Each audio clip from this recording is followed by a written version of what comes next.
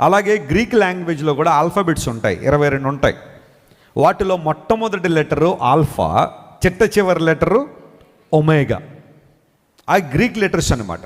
ఇప్పుడు దేవుడు ఏమన్నాడంటే నేను ఆల్ఫా ఒమేగా అన్నాడు ఆయన. ఏంటి ప్రభువా నువ్వు ఏం చెప్పాలనుకున్నావు ప్రపంచానికి? When you say I'm the alpha and I'm the omega అంటే what is the message you want to convey to the world? దేవుడు అన్నాడు నేను వర్తమాన భూత భవిష్యత్ కాలములలో ఉండువాడను. ఆయన లేనివాడు కాదు ఆయన. మోషే ఒక రోజున అడిగాడు, ప్రభువా what is your name, what should I tell your people when they ask me?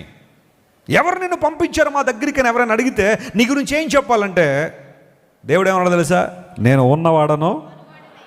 అంతకు మించి ఇంక ఇంట్రడక్షన్ ఏం కావాలి చెప్పండి?